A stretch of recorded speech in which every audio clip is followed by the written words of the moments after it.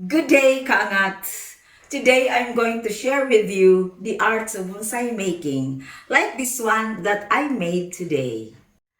This hobby is ideal for us mga kaangat kasi hindi tayo kailangan magbubuhat ng mabibigat na pots kasi maliit lang ang pot na kailangan nitong bonsai. So, I know that you're excited as I am, so let's get started! That one dance.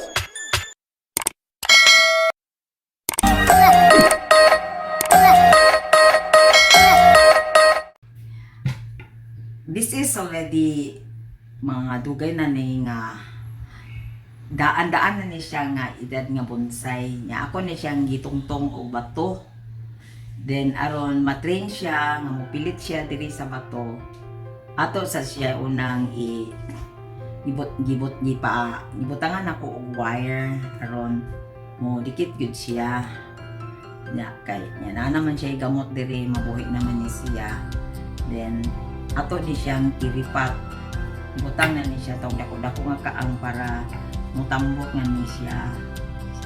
So ato ni siyang ibutang diri ato sa ni siyang pabuhion. Sige, ang crucial gyud sa bonsai is ang trunk niya. Kinahanglan ipakita gyud nato nga matured na ang kuan ang iyang trunk. So kini siya mao ni siya we have to kanang padakon ni siyang iyang trunk mao ni nga atong patambukon.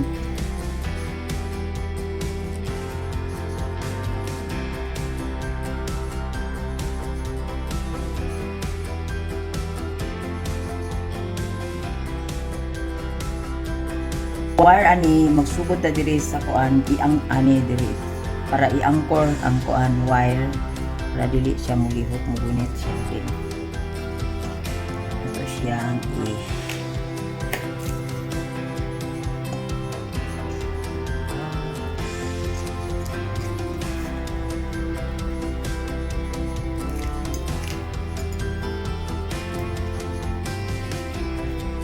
atong kuhaon ning mga kay ang dapat yun sa bonsai ipakita yun iyang mga trunk aron dinira sa foliage lang na dahon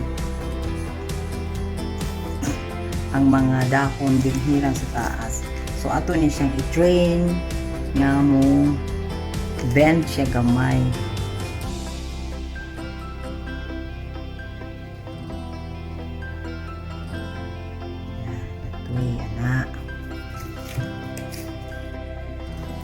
Ini isang secondary branch ato sa himuan ato sa ni-train para dili mo magsimang-simang ato ni siya pa kaya na ito papadungan na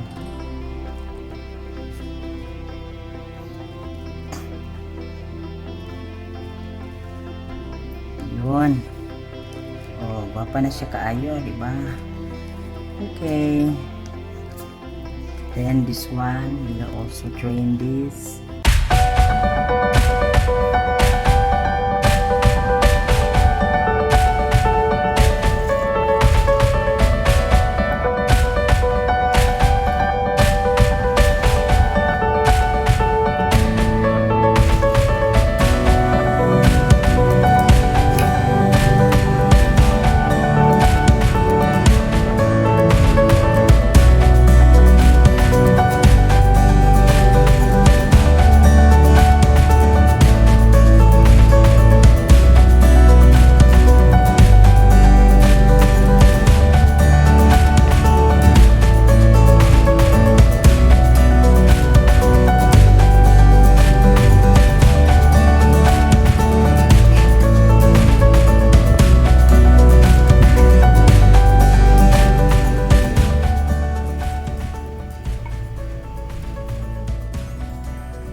So, this is it mga kaangat.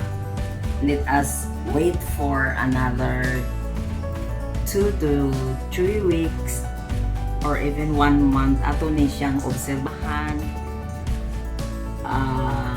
unsay progress ani niya.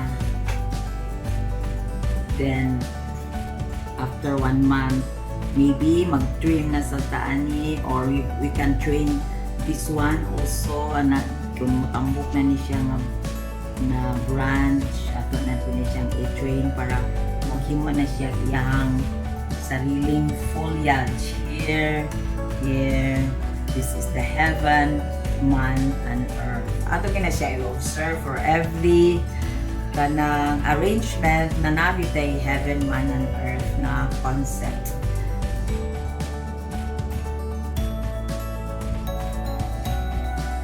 This is also one of my collection.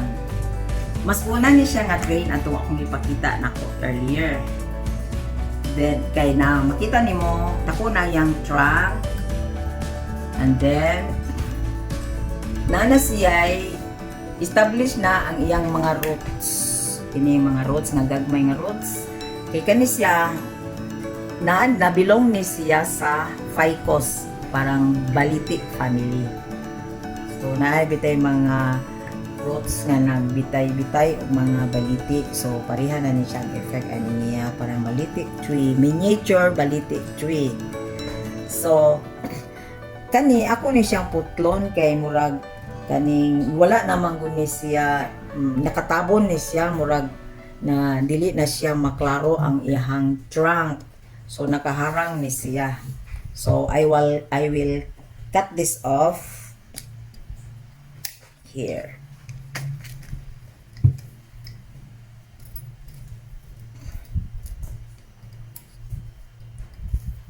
Dapat malinis pagka-trim.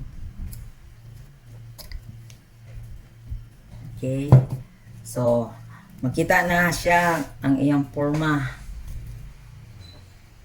So, ato na po ni siyang i-wire para kuan siya.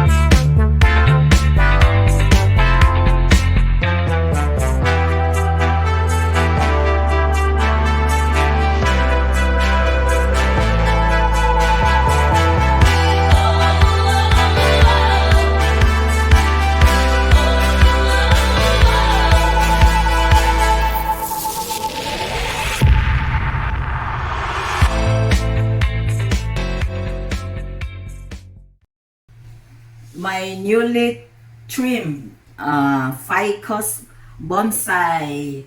Again, let's wait for another 1 month. Anong mangyayari dito?